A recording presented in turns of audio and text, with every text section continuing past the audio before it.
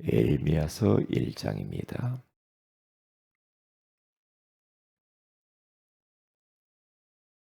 에레미야서 1장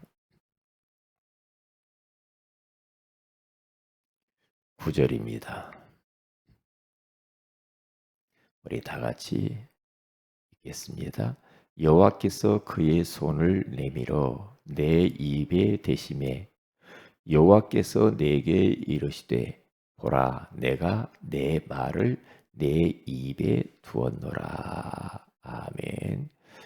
좋은 아침입니다. 오늘 이 새벽에는 사명자의 자세라는 제목으로 우리가 하나님의 음성을 들어야 되겠습니다.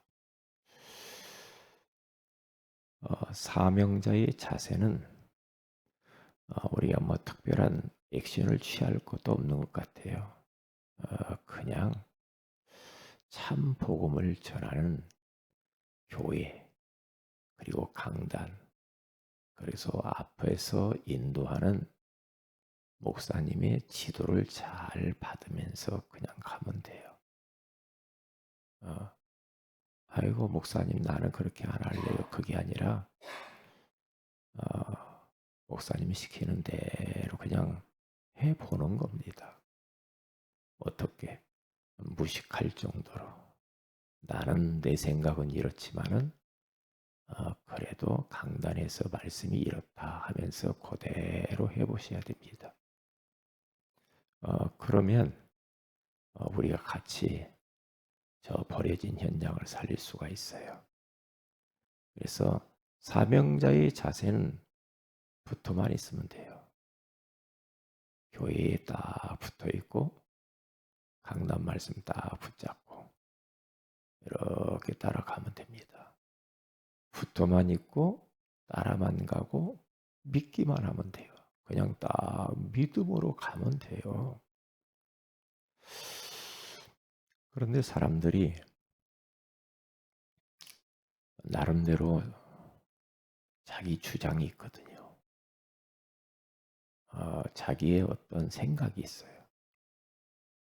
나름대로 자기가 가지고 있는 어떤 지식이 있다니까요. 그래서 이유가 많아요. 핑계도 많아요. 그러면서 멋땜시 자꾸 그런 이야기 합니다. 못한다고. 그러면 우리는 하나님이 원하시는 목적을 이룰 수도 없고, 그리고 또한 하나님이 우리를 또 쓰실 수도 없어요. 그렇기 때문에 하나님이 우리를 딱 볼 때 축복할 이유가 보여야 되죠. 응답해야 할 이유가 보여야 돼요. 하나님이 역사해야만 하는 그런 이유를 딱 가진 자가 돼야 돼요. 그래서 우리는 천명, 소명, 사명을 받은 자잖아요. 천명, 하나님의 큰 그림인 세계복음화입니다. 237 나라입니다. 천명이요. 얼마나 이것이 중요하면 마지막 가시면서 그렇게 말씀하시잖아요. 그리고 소명은 뭐냐?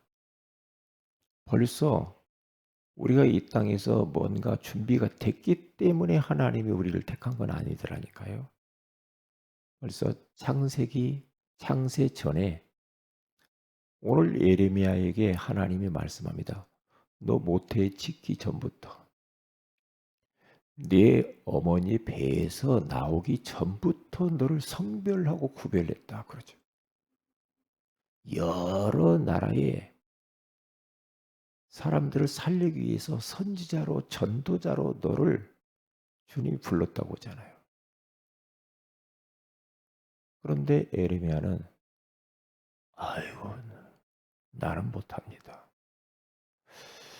나는 아직도 작은 아이입니다. 그리고 나는 무슨 말 하려는지도 모릅니다. 그때 하나님께서는 예레미야에게 말씀합니다. 어, 내가 네 입에다가 할 말을 주리라. 네가 네 말할 거 없어. 너는 내가 말 줄 테니까 그것만 그대로 가서 하면 돼. 네가 네 말 해가지고 사람 살리겠냐? 아니거든. 내가 하라는 대로 말해. 그러면서 입에다가 하나님이 말씀을 넣어주죠. 말씀을. 그러니까 그 말씀 넣어주니까 그걸 그대로 가서 이야기합니다. 지금도 마찬가지예요. 자꾸만 유혹이 뭐냐? 예? 하나님 말씀 그대로 하면 되는데 유혹이 뭐냐? 우리가 세상에 많은 그런 지식들이 있잖아요. 세상의 여론, 사람들의 말, 응? 내 나름대로의 어떤 종교적인 거 있잖아요. 그런 걸 자꾸 이야기한단 말이죠. 그거 하고 싶어. 그런데 하나님은 내가 너한테 넣어준 말만 대언해라 그러죠. 그러면 되거든요. 왜냐? 우리말 갖고는 사람 못 살리죠. 조금 뭐 사람 감동을 줄 수는 있을지 모르겠지만 변화는 일어나지 않아요. 그렇기 때문에 하나님의 말씀을 그대로 어, 전달하면 되거든요. 그래서 우리는 붙어만 있으면 된다. 가지가 나무에 더 붙어만 있으면 때가 되면 저절로 열매를 맺어요. 그렇죠? 그런데 떨어져 나가버리면 못하지. 가지가 나무에 떨어졌다. 못하잖아요. 열매 맺을 수가 없죠. 붙어있는 가지만 열매를 맺어. 떨어져 있는 나무는 아무리 몸부림을 쳐도 열매를 못 맺어. 못 맺어. 그리고 마태복음 4장 19절에 갔으면 나를 따라오라. 내가 너희를 사람을 낚는 어부가 되게 하리라. 주님을 따라가면 돼요. 하나님 말씀 따라가면 돼요. 따라서 쭉 따라가면 돼. 그러면 사람 낚는 어부가 된대요. 따라만 가면. 그렇죠? 그리고 믿기만 해라. 믿기만. 딱 하나님을 딱 믿는 겁니다. 강단에 선포되어진 말씀을 딱 붙들고 가면 돼요. 그러면 반드시 거기에는 이제 보좌의 축복을 함께하는 역사들이 나타나게 돼 있어요. 틀림없어요. 이스라엘 백성들이 요 세 가지를 못했거든. 자꾸만 떨어져요. 자꾸만 따라가지 않겠대요. 자꾸만 현실 쳐다보고 불신앙을 해요. 그러니까 광야에서 다 죽어요. 가나안 땅을 여호수아 갈렙 외에는 못 가요. 왜요? 떨어져서 그래. 왜요? 안 따라가겠다는 거예요. 왜요? 못 믿겠다는 거지. 하나님이 이미 주었다라고 했는데 아니라는 거죠. 현실 보니까 아니라는 거죠. 물이 없고 춥고 덥고 고기 먹고 싶고 무섭고 말도 많아. 하나님이 주었노니라고 했으면 그거 언약 말씀, 강단 말씀 딱 붙잡고 가야 될 거 아닙니까? 모세를 통해서 주신 말씀 딱 붙잡고 가면 돼요. 딱 가면 된다니까요. 그래야 가나안 땅 간다니까요. 그래야 하나님의 역사를 봐요. 홍해가 갈라지고 요단강이 갈라지고 여리고가 무너지고 그렇게 되게 돼 있죠. 지금도 마찬가지입니다. 지금도 이렇게 하면 돼요. 왜냐? 하나님은 우리가 뭔가 능력이 있고 많이 배우고 준비됐기 때문에 우리를 쓰는 건 아닙니다. 하나님이 이미 우리를 택하셨기 때문에 우리가 이제 최선을 다해서 내 주어진 일, 공부도 하고 사업도 하고 일도 하고 가정생활도 하고 게으르지 않고 최선을 다해서 할 뿐이지. 그런 것뿐이잖아요. 그러기 때문에 우리들은 절대 내 형편 보고 '나는 원래 말을 못해요. 나는 원래 인격이 훌륭하지 못해요. 나는 원래 성격이 그래요. 나는 배경이 그렇고 돈도 없고 뭐 없어, 없어, 없어.' 자꾸 이럽니다. 하나님은 그런 거 하나님에게는 필요 없어. 하나님에게는 우리가 가진 거 필요 없어요. 하나님의 일은 하나님이 하십니다.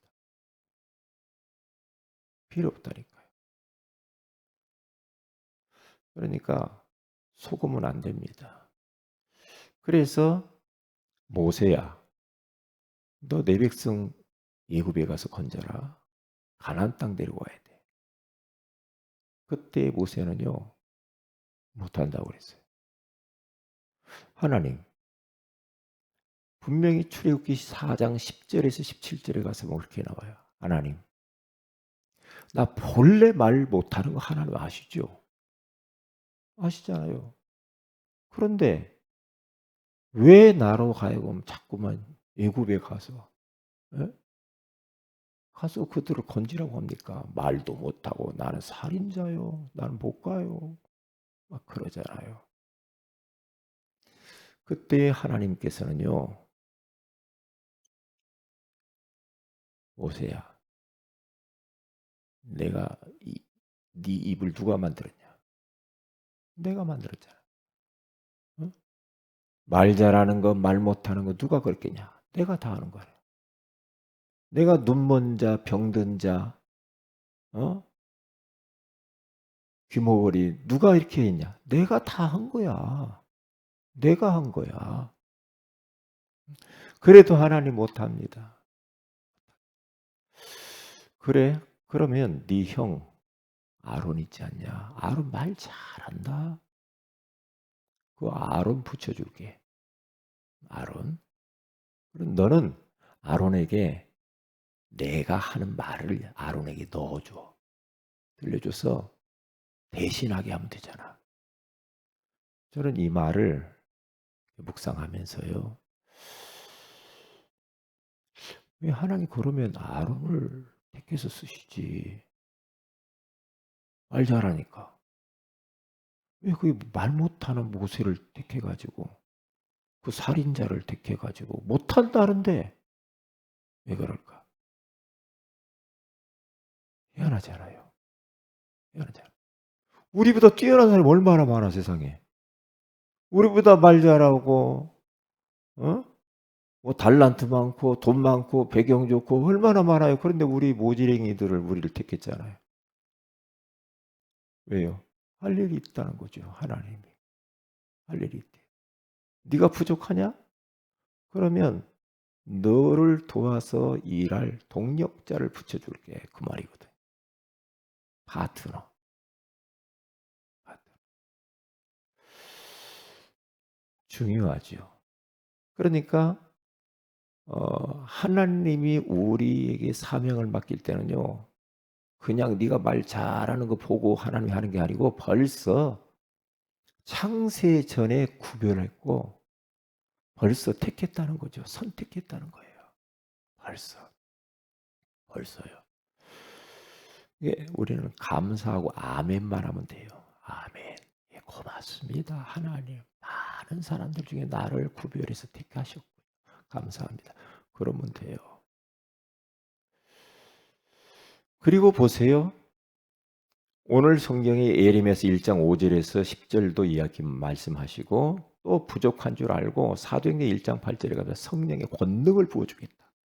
오직 성령이 너희 임하시면 너희가 권능을 받고 예루살렘과 온 유대와 사마리아와 땅끝까지 이르러 내 증인이 되리라. 이스라엘 백성들 맨 모지랭이들 불러가지고 저 갈릴리 어부 출신들 불러가지고 하나님의 세계복음 하겠다는 거예요.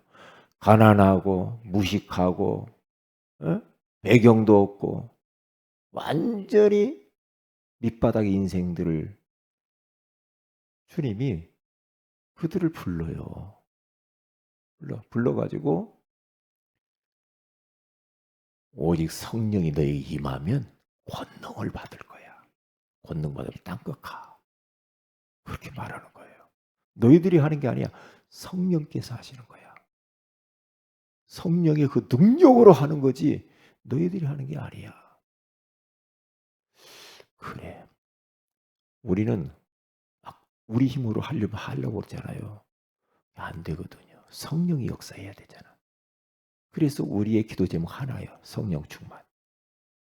성령의 능력을 구해야 돼요. 능력. 그리고 뿐만 아니라 고린도전 13절에 가서 보면은 우리는 연약하기 때문에 피할 길도 주고 또 감당할 수 있는 힘도 주신대요. 디모데후서 4장 17절에 18절에 가서 보니까 하나님께서는 바울 곁에서요. 힘을 주시고 사자의 입에서 건지셨대요. 힘을 주십니다. 바울이 얼마나 험난한 세월을 살았어요. 그럴 때마다 하나님이 그 유업에서 다 건지시고 감당할 만한 힘을 주셨대요. 힘을 주셨대요. 왜요? 사람이요 힘 빠질 일이 많잖아. 그런데 하나님 힘을 주신대요. 힘을. 왜요? 하나님이 천명을 이루어야 되니까. 하나님께서 맡기신 사명을 이루어야 되니까 이렇게 할 수밖에 없어요. 하나님이. 네. 그러면서 야고보서 1장 5절에 가서 보니까 지혜를 주신대. 너희 중에 지혜가 부족하느냐? 후히 주시고 꾸짖지 아니하시는 하나님께 구하라. 그리하면 주시리라 그러잖아. 지혜도 주신대요. 저 바벨론의 포로가 되어져 가지고 진짜 다 잃어버렸던 그들에게 다니엘과 세 친구 그들에게요 하나님께서는요 박수들 그 예굽의 그 바벨론의 박수 술객들보다도 10배나 뛰어난 지혜를 주시잖아요. 지혜. 지혜가 있으면 끝나는 겁니다. 그러니까 대통령도 지혜가 없으면 답답해요. 지혜가 있어야 돼. 이 지혜라는 것은 참 노력한다고 되는 것은 아니야. 그래서 기도해야 돼. 지혜가 있어야 돼요. 저 보면 사람들 보면은요. 야, 사람이 참 지혜롭다. 그런 느낄 때 있죠. 왜요? 어려운 상황인데 그걸 잘 풀어가요. 보면 아주 지혜롭고 막 실타래처럼 막 얽힌 실타래처럼 막 복잡한데도 턱턱턱 질서를 잡아가요. 왜요? 지혜가 있어서 그래요. 그렇잖아요. 미래를 보는 눈이거든요. 미래. 이렇게 하면 돼. 딱 교통 정리를 탁탁탁탁 하는 사람이 있잖아요. 그러면 어떤 때는 막 그렇구나. 그 지혜로운 사람 보면서 깨달아요. 그렇구나. 그러니까 다니엘 그들 보세요. 어려운 환경 가운데 있을 때 왕이 벨사살 왕이 꿈을 해몽을 못해가고 있을 때 다니엘이 가서 쫙 설명해 버리잖아요. 이 벽에 글씨가 쓰여진 게 뭐냐고 말이에요. 다니엘서 5장에 가서 나오잖아요. 그때 다니엘이 쫙 이야기를 버리잖아요.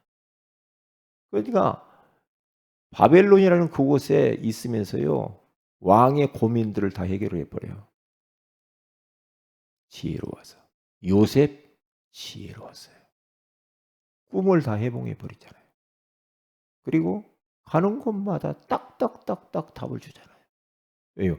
지혜로워서 그래요. 지혜롭잖아.